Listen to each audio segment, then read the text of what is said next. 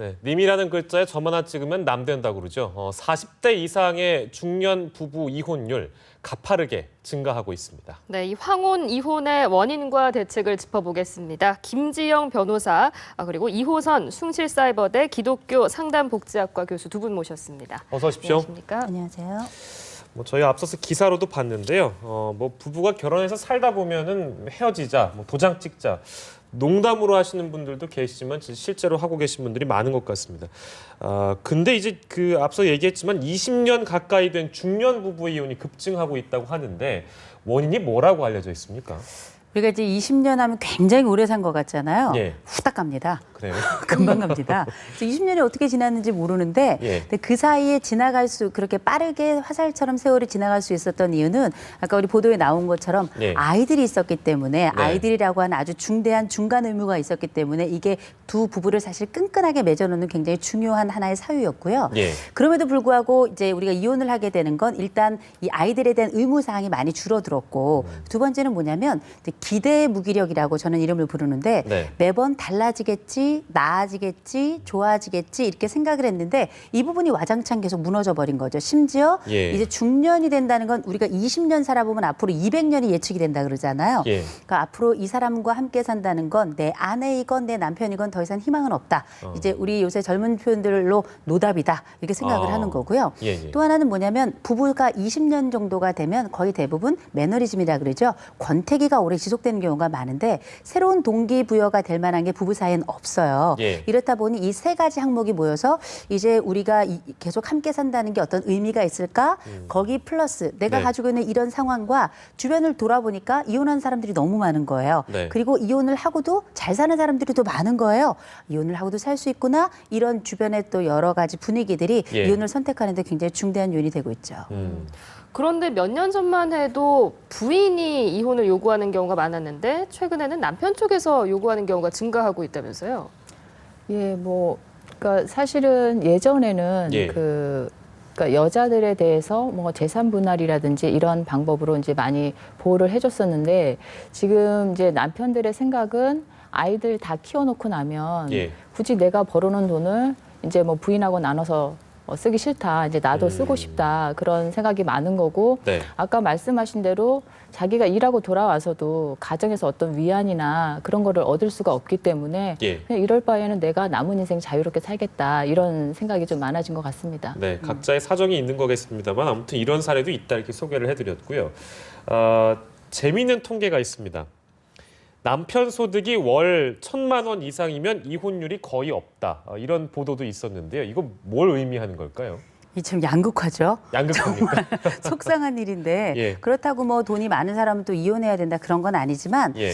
이 고소득이 가지고 있는 몇 가지 이제 이유가 있을 거예요. 하나는 뭐냐면 우리가 이런 심리적인 부재를 물질적으로 보상을 받아서 그런 거냐? 물론 그런 부분도 있을 겁니다. 그런데 고소득을 가진 사람들은 보면 거의 대부분 고학력이 많아요. 우리가 많이 배웠다는 건 단순히 배움의 자락으로 끝나는 것이 아니라 예. 환경을 통제하거나 관계를 개선하는 능력 역시 어느 정도는 조금 더 갖췄을 가능성이 굉장히 높고요. 예. 그다음에 또 하나는 뭐냐면 우리가 이제 이혼을 하게 되는 경우는 왜 이혼을 하게 되냐면 예. 이혼한 후가 이혼하기 전보다 지금 사는 것보다 이혼하는 게 나을 것 같으니까 이혼을 하는 거거든요. 그렇죠. 그런데 이제 그 남편 배우자가 고소득일 경우 가만히 이제 주산기를 땅땅땅 튕겨보면 아이고 결혼한 이후가 오히려 결혼하기 전보다 못할 수도 있겠다 이런 현실적인 판단이 들면 이혼을 안 할 수 있을 가능성이 대단히 높은데 경제적인 이유에서요. 그렇죠. 예, 그러니까 이런 부분이 어떻게 보면 관계적인 측면에서 더 나은 측면도 있었을 것이고 또 하나는 네. 이런 경제적인 부분에 있어서 판단을 했을 때에도 이혼을 안 하는 게 낫다는 판단을 했기 때문에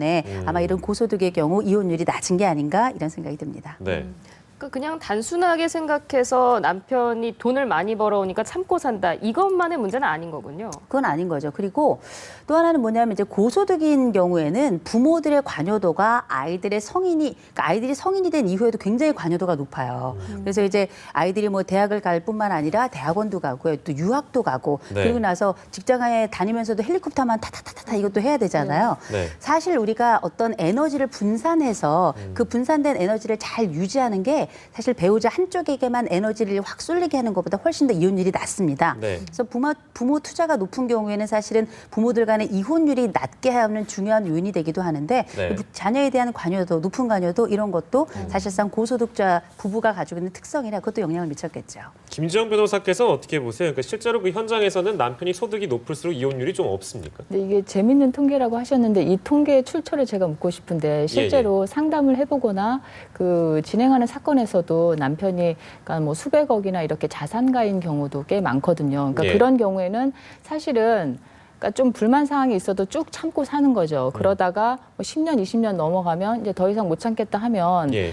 그 여자로서는 더 이혼을 할 수 있는 유인이 있는 게 재산 분할을 많이 받을 수가 있잖아요. 그렇네요. 그러니까 재산 분할을 받는 것도 예. 그 혼인 기간에 따라서 비율이 달라지기 때문에 20년 이상 되면 내가 전업주부로 있었다고 해도 50% 정도 재산 분할을 받을 수 있기 때문에 그러니까 오히려 남편이 자산이 많을수록 나이 들어서 이제 이혼 당할 가능성이 높은 거죠. 근데 예. 한 가지 아쉬운 것은 40대 정도 되신 분들은 남편의 재산 내역에 대해서 어느 정도 알고 계신데 50대 넘어가신 분들은 심지어 남편이 어느 은행하고 주거래를 하는지도 모르시더라고요. 그러니까 재산이 몇백억이 되더라도 그 재산 내역을 알 수가 없으니까 실제적으로 그 분할 받는데 좀 어려움이 있긴 한데 네.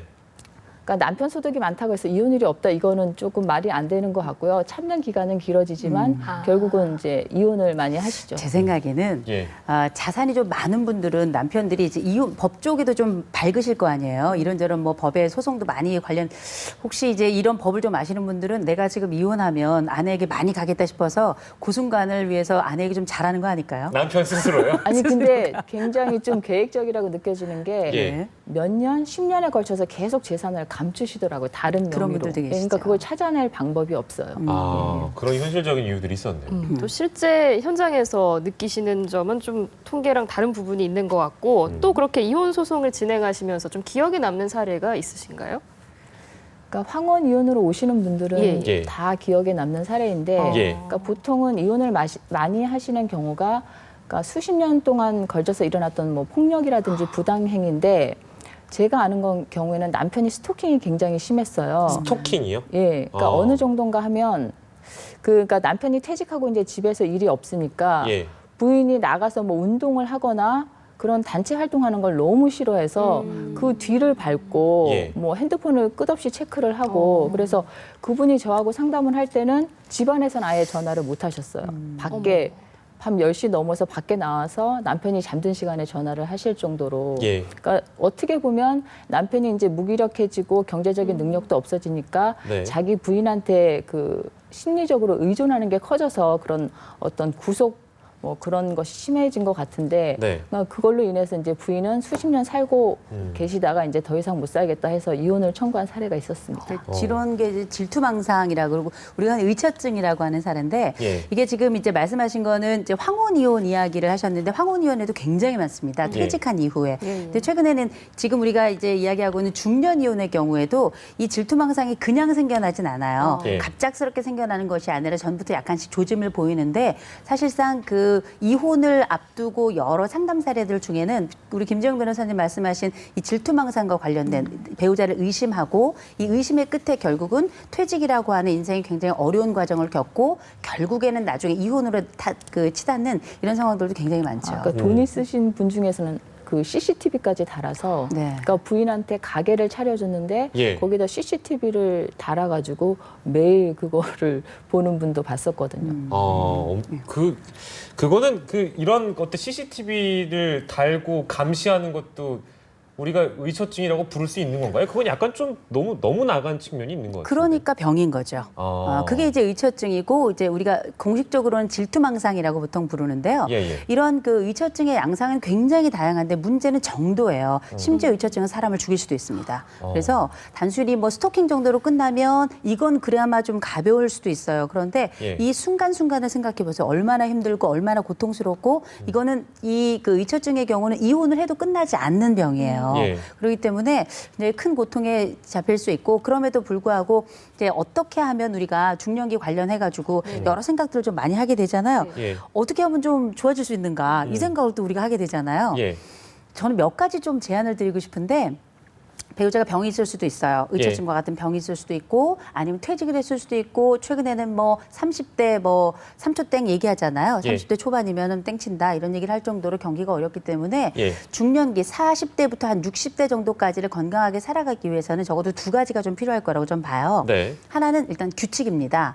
규칙이라는 건 어떤 거냐면 이제 중년기 들어서는 뭐 여러 가지 규칙이 있지만 두 가지 규칙이 필요한데 하나 언어 규칙하고 감정 규칙이에요. 언어 규칙이라는 건 뭐냐면 제가 말씀드리는 이 언어 규칙은 대단한 말이 아니고 립 서비스가 너무너무 중요해요. 왜냐 이때부터 서서히 서로 간에 각자 청춘도 잃어가고 직종도 변경해 가면서 은퇴, 퇴직 이런 것들이 임박했기 때문에 심리적 불안도가 높아지거든요. 옆에서 내 배우자가 립 서비스라도 내가 난 당신을 믿고 당신을 인정하고 그리고 아이들을 키우는 아내에게도 마찬가지 이런 립 서비스를 해주는 게 심리적 안정도를 굉장히 높이고요. 또 한 가지는 뭐냐? 배려입니다. 배려. 이 지금부터는 잃는 수순이에요. 만들어가는 수순이 아니라 잃는 수순이기 때문에 이런 잃어가는 수순에서 상대방에게 왜 그랬어가 아니라 그럴 수 있어. 나도 그랬어. 이렇게 이야기할 수 있는 부분을 우리가 배려라고 한다면 말의 규칙. 돌보는 말을 하기로 약속하고 그리고 그 말을 실제로 이행하는 말의 규칙과 배려 이 두 가지가 아마 중년기 이혼을 낮출 뿐만 아니라 새롭게 시작하는 100세 시대까지의 삶을 보장하는 굉장히 중요한 보험일 거라고 생각합니다. 예방하는 방법을 좀 말씀해 주셨는데요. 갑자기 궁금한 게 뭐 미리 알면 사실 조심할 수 있는 거잖아요. 뭐 법적으로 볼 때도 그렇습니다만 정황적으로 볼 때 내 배우자가 뭐 혹은 의처증 혹은 의부증 아까 말씀하신 질투망상이라고 하는 부분 우리가 어떤 선까지 우리가 그거를 판단할 수 있는 건가요? 근데 그 참 판단하기가 어려운 문제고 제가 실제로 그 모 경찰서에 가정폭력 솔루션 회의에 자문을 하고 있는데 이제 거기에 주로 이제 가정폭력을 행사하시는 분이 40대에서 50대 남성분이고 그러면 이제 몇 차례 경찰이 출동했다가 그 다음에는 부인이 요구하는 게 이제 이혼을 하겠다라고 나오는 거거든요. 근데 그런 가정폭력 사건에 있어서는 형사로 가지 않고 가정법원의 관할로 두어서 가정보호 사건으로 처리를 하는데 보통 뭐 부부 같이 상담을 받아라, 어떤 강의를 들어라 이런 프로그램을 따를 것을 명령을 하지만 부인은 좀 상대적으로 적극적이지만 남편은 아 내가 무슨 정신병자도 아니고 그런 상담을 왜 받아야 되느냐, 그 뭐 한두 번 나가다 말고 이렇기 때문에 사실은 그런 상담 프로그램을 계속 받으면서 부부간의 대화를 이어가야 되는데 그거를 지키는 경우가 많지가 않더라고요. 그러니까 지금 뭐 교수님이 말씀하신 게 참 좋은 방안이긴 한데 실제 부부들의 실생활에서 보면 그걸 지키기가 힘들죠. 그리고 실제로 빈둥지 증후군이라고 해서 아이들이 있을 때는 아이들에 대한 대화를 하면서 부부가 의사소통을 하지만 아이들이 다 커서 이제 가정을 떠나고 난 이후에는 이제 부부가 그때 느끼는 거죠. 아, 우리는 너무 공통 관심사가 없고 서로에게 무관심하고 상대방의 성격도 모르는 거였구나. 그러면 그때는 이미 수십 년이 지난 상태여서 되돌릴 수 없는 상태고 그로 인해서 이제 이혼이 많이 증가했던 것이고 그거는 유독 우리나라만의 사례는 아니고 미국이나 일본도 그런 경우가 늘고 있다고 하네요. 황혼 이혼에 대한 이야기를 쭉 들어봤는데 정말 쉽지 않은 문제인 것 같습니다. 그래서 저희가 영상을 하나 준비를 했는데요. 70년 가까이 아주 금슬 좋은 부부로 사셨던 분들입니다. 함께 한번 보도록 하겠습니다.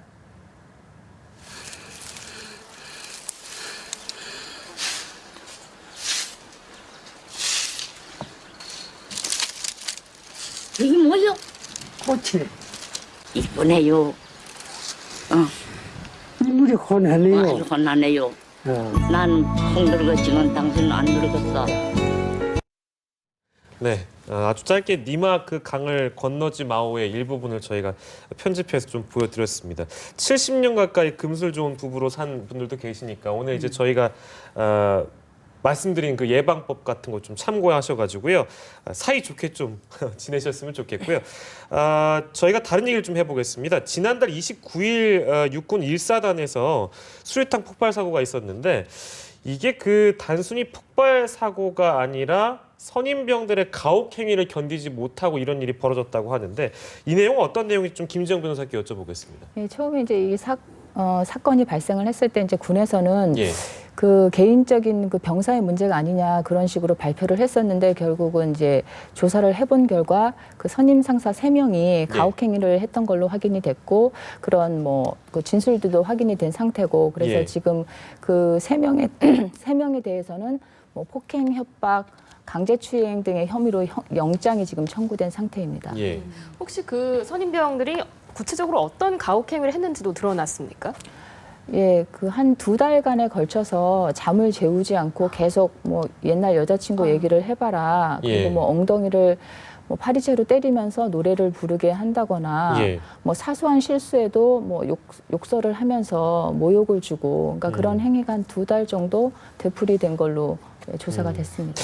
네, 그 이제 군대에서 이 후임병들에게 가혹행위가 계속 일어나는 이유는 뭘까요? 어떤 심리일까요? 아, 이게 참 이거는 그 개인이 가지고 있는 심리라기보다 군이 가지고 있는 구조적 특성에서 그걸 봐야 되지 않나 싶어요. 예. 일단은 이제 군이라고 하는 게 기본적으로는 사실상 이제 합법적 폭력 집단이라고 볼 수 있죠. 뭐 총도 쓸 수 있고 가지고 있을 수 있고 그다음에 뭐 강제적으로 뭐 이렇게 훈련도 시키고 그런데 우리가 이 군을 폭력 집단이라고 하지 않는 이유는 보호라고 안보라고 하는 굉장히 중요한 항목을 담당하고 있기 때문이에요. 예. 근데 이제 문제는 거기가 서열 조직 아닙니까? 그렇다 보니까 상사가 하는 일에 대해서는 일단은 복종을 해야 되고요. 이런 그 복종의 문제가 사실 불합리한 부분에 있어서도 함구할 수밖에 없는 게 기본적인 이런 군 조직이 가지고 있는 문제이고 예. 또 하나는 뭐냐면 신고를 하더라도 사실 지금까지는 가해자들에 대한 처벌이 사실 별로 없었어요. 그리고 군에서도 이런 것들이 큰 문제가 이슈화가 되면 군 내에서도 굉장히 난처하기 때문에 조금 예. 쉬쉬하는 부분이 좀 있었고요.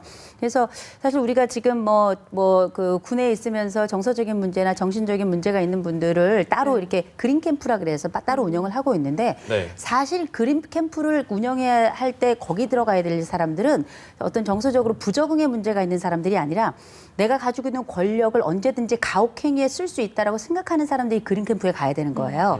그런데 실질적으로 무조건 이런 부분이 다 어떤 처벌이나 이런 부분으로 해결될 거라고 저는 생각하지는 않습니다. 다만 요새 젊은 청년들이 20대 얼마나 펄펄 끓어요. 에너지가 막 넘치는 시기인데 예. 자유롭게 살다가 군이라고 하는 굉장히 억압적인 그 조직에 들어가게 되면 사람은 약간의 반발심도 생기고 내가 거기서 상사가 된다면 내가 이전에 당했던 것에 대한 약간 보상 심리도 있고 예. 제가 볼 땐 이 에너지를 재분배할 수 있는 문화적 이슈들을 좀 많이 만들어야 되지 않을까 싶어요. 우리가 이제 우리가 그 군 생활에서 해야 될 기본적인 훈련이 딱 끝나고 나면 아무것도 할 게 없어요. 그 젊은 청년들 그 예. 에너지들이 그럴 때 그 에너지들을 건강하게 재분배할 수 있는 문화적 차원들을 조금 더 많이 개발을 해서 무조건 거기서 잘 지내라가 아니라 예. 이걸 하고 놀아. 저걸 하면서 즐겨. 이걸 통해서 또 다른 교육을 한번 찾아봐. 이런 그 많은 소스들을 군 당국에서 좀 마련해주고 예. 민간 차원에서의 지원도 조금 요청해보는 게 어떨까 싶은 생각이 듭니다. 알겠습니다. 사실 윤일병 사망 사건이 지금 잊혀지지 않은 상황에서 또 이런 사건이 터져서 참 안타까운데요. 말씀하신 대로 여러 개선책들에 대한 좀 진지한 고민이 필요해 보입니다. 지금까지 김지영 변호사 또 이호선 상담심리학 박사와 함께 이야기 나눠봤습니다. 고맙습니다.